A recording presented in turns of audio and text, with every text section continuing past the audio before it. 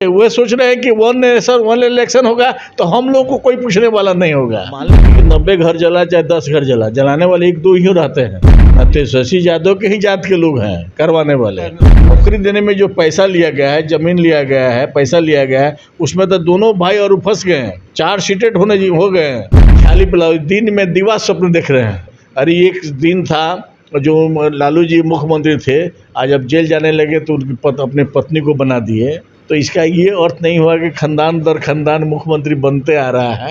Extra हम 10% स्वर्ण जाति के लिए दिए हैं, हम उनका आरक्षण खत्म कहाँ किए हैं। अगर क्षमा नहीं मांगते हैं तो वो उनको भारत में रहने का अधिकार नहीं है।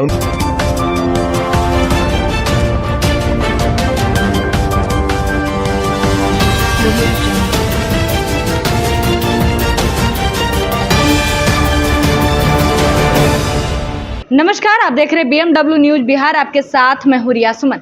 देखिए, वन नेशन और वन इलेक्शन जब से लागू हुआ है उसके बाद से विपक्ष हमलावर एनडीए सरकार पे है। हमारे साथ बातचीत करने के लिए भाजपा विधायक सुनील मनी तिवारी सर है। Sir, one nation one election को लेकर विपक्ष हमलावर है, कह रहे पंचायती स्तरीय का जो विकास है वो खत्म कर दिया एनडीए की सरकार। क्या कहना चाहेंगे? नहीं, देखिए तो गलत कह रहा है वो। वन नेशन वन इलेक्शन होगा तो खर्च कम लगेगा। एक साथ दोनों का इलेक्शन हो जाएगा तो खर्च कम लगेगा। यहाँ तो बिहार में लगातार चुनाव हो रहा है। एमपी का चुनाव, तो विधायक का चुनाव, तो मुखिया का चुनाव, तो पैक्स का चुनाव, ये लगातार चुनाव है। अगर वन नेशन वन इलेक्शन हो रहा है तो इससे विकास काफ़ी मात्रा में होगा और पैसा बचेगा सब गवर्नमेंट का और उससे विकास होगा। सर, लेकिन कह रहे पंचायत स्तरीय के जो तमाम विकास जो होता था वो नहीं हो पाएगा। जो गरीब तबके के लोग हैं, जो अति पिछड़ा है, उनका विकास नहीं हो पाएगा अगर ये लागू रहा तो। नहीं, देखिए कैसे नहीं होगा, ये तो मानसिकता उन लोगों की है। ये तो और विकास होगा, जब पैसा बचेगा तो पैसा से और विकास होगा। ये लोग सोच नहीं रहे, वे सोच रहे हैं कि वन नेशन वन इलेक्शन होगा तो हम लोग को कोई पूछने वाला नहीं होगा। ये हो रहा है कि हम लोग कोई पूछने वाला नहीं होगा। जो बड़े दल है उसके आगे सभी छोटे दल तब जाएंगे तो पा जाएंगे, ख़त्म हो जाएंगे। तो वो लोग छटपटा रहे हैं कि अगर ऐसा होगा तो हम लोग कहीं का नहीं रहेंगे, इसलिए वो लोग छटपटा रहे हैं। सर, नवादा में जो आगजनी हुआ जिसको लेकर 90 घर बताया जा रहा है जल गया, लोग सड़क पे आ गए, भूखे मर रहे हैं। उसमें पता चल रहा है कि पासवान और मांझी जात के ज़्यादा लोग पाए गए हैं, जिसमें केंद्रीय जो मंत्री है जीतन राम मांझी कुछ नहीं बोल रहे। पासवान में चिराग पासवान है, वो भी कुछ नहीं बोल रहे हैं। क्या कुछ कहना चाहेंगे सर? देखिए, वह जो घटना है और ज़मीनी विवाद है, ऐसी कोई घटना नहीं है, ज़मीनी विवाद है। गवर्नमेंट उसको बखूबी ढंग से देख रही है और जो दोषी होगा वो बख्शा नहीं जाएगा, उस पर कानूनी कार्रवाई की जाएगी। लेकिन 90 घर जलाए गए सर, अभी तक गिरफ्तार मात्र 4-5 हो रहे हैं और वहाँ अभी नीतीश कुमार नहीं जा रहे हैं। लोग कह रहे हैं कि उनको आना चाहिए, देखना चाहिए जो हुआ है। जमीन सर्वे का मामला था, जमीन विवाद था, इसको लेकर ये हुआ। नहीं, जमीन सर्वे का मामला जमीन विवाद है। और मान लीजिए कि 90 घर जला चाहे 10 घर जला, जलाने वाले एक दो ही रहते हैं। एक जगह जला दिया सब जल जाता है, तो उसके लिए कानूनी कार्रवाई हो। उसमें जांच टीम बैठा है और जांच टीम बैठ करके उस पर कानूनी कार्रवाई की जाएगी। तेजस्वी यादव कह रहे हैं कि उन्हीं के कास्ट के लोग ज़्यादा हैं, वही करवा रहे हैं ये सब। न, तेजस्वी यादव के ही जात के लोग हैं करवाने वाले करने वाले वही लोग हैं। तो तेजस्वी यादव तो कह रहे कि हम जा रहे हैं वहाँ, देखेंगे लोगों को, लेकिन एनडीए की सरकार काहे नहीं जा रही वहाँ? नहीं, मुंह से बोल रहे हैं कि जा रहे हैं, कहाँ गए हैं? गए कहाँ हैं? खाली बोल रहे हैं कि हम जा रहे हैं। अभी तो मान लीजिए कि जमीनी आपका नौकरी देने में जो पैसा लिया गया है, जमीन लिया गया है, पैसा लिया गया है, उसमें तो दोनों भाई और फंस गए हैं। 4 सीटें हो गए हैं। अब उनका राजनीति इसी जगह समाप्त होने जा रहा है। वो तो पद यात्रा कर रहे हैं ना। अरे पद यात्रा कर रहे हैं तो पद यात्रा तो करते हैं, हरदम बैठक कर रहे हैं, सदस्यता अभियान चला रहे हैं। कह रहे कि इस बार तो पारी के पार है, मतलब 25 में दावा कर रहे हैं कि सीएम का चेहरा तेजस्वी का होगा या तेज प्रताप का होगा। ये तो मान लीजिए कि वो माने ख्याली पुलाव है, जिसको देहात में बोला जाता है ख्याली पुलाव।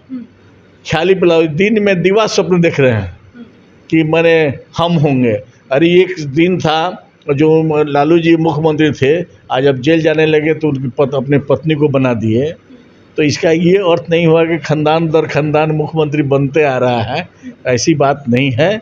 इनका खाली पुलाव है, सपना दीवा स्वप्न देख रहे हैं। ये सपना कभी भी उनका पूरा नहीं होगा।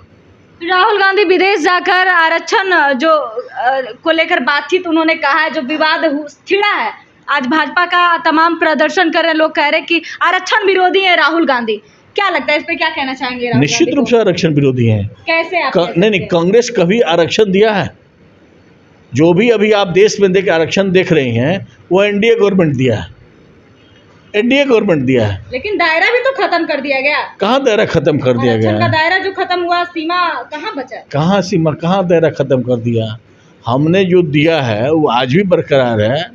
एक्स्ट्रा हम 10% स्वर्ण जाति के लिए दिए हैं, हम उनका आरक्षण खत्म कहाँ किए हैं? ये आप लोग पत्रकार हैं, ऐसा आप लोग मत बोलिए कि आरक्षण का दायरा हमने खत्म कर दिया।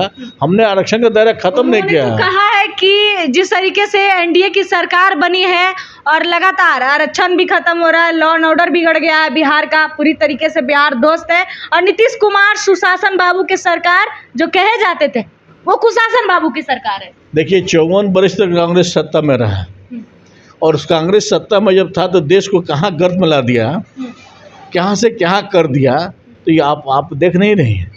अब मान लीजिए हम सत्ता में है तो उसको तो भाई लोग नहीं कहता है कि लजाई बिलैया कहती निचोड़, तो वो अपना बोलने के लिए तो कुछ ना बोलेंगे, उनके पास तो कोई मुद्दा है नहीं। राहुल गांधी जो विदेश में बोले हैं, जो शब्द का प्रयोग किए, क्या वो लग रहा है क्षमा मांगेंगे? उनको मांगना चाहिए। अगर क्षमा नहीं मांगते हैं तो वो उनको भारत में रहने का अधिकार नहीं है, उनको क्षमा मांगना चाहिए। जिस देश में आप हैं और उस देश के नागरिक पर आप ऐसा बात बोलते हैं जो बोलने लायक नहीं है, और वो भी जाकर के विदेश की धरती पर। लेकिन बीते दिन कांग्रेस भी प्रदर्शन किया था कि एनडीए की सरकार राहुल गांधी को अपराधी बोल दिया है, तो एनडीए की सरकार को माफी मांगना चाहिए। अब एनडीए की सरकार बोल रही है राहुल गांधी को माफी मांगना चाहिए। देखिए अपराधी अगर हम बोल दिए, किसी घटना में अपराध हुआ तो अपराधी बोल दिए तो ये अलग बात है, लेकिन किसी खास जाति बिरादरी के बारे में आप बोल रहे हैं और वो अभी विदेश में जाकर के बोल रहे हैं, घर में नहीं बोल रहे हैं, विदेश की धरती पर बोल रहे हैं, यह शर्मनाक है। तो देखिए ये थे हमारे साथ सुनील मणि तिवारी सर। इन्होंने साफ तौर पे कहा कि राहुल गांधी को माफी मांगना चाहिए। आरक्षण विरोधी वो हैं जिस तरीके से जाति को लेकर विदेश में जाकर जातियों को लेकर छलावा करते हैं और इस देश में रह के देश से गद्दारी करते हैं, तो उन्हें दरअसल माफी मांगना चाहिए।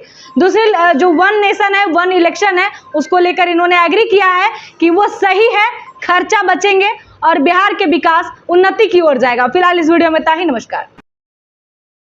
तमसोमा ज्योतिर्गमय गुरुकुल शिक्षा मंदिर संस्थान के साथ बनाए अपना भविष्य। रेगुलर और प्रोफेशनल कोर्सेज, सेकेंडरी और senior secondary courses, law, teachers training courses, pharmacy and nursing के साथ पैरामेडिकल में डायरेक्ट एडमिशन पाए। वेबसाइट विजिट करें या दिए गए नंबर पर कॉल करें। हमारा पता है गुरुकुल शिक्षा मंदिर संस्थान, कल्याण चौक, DS कॉलेज रोड, कटिहार। हमारा वीडियो अगर आपको अच्छा लगा हो तो आप हमारे वीडियो को लाइक करें, शेयर करें और हमारे चैनल को सब्सक्राइब जरूर करें।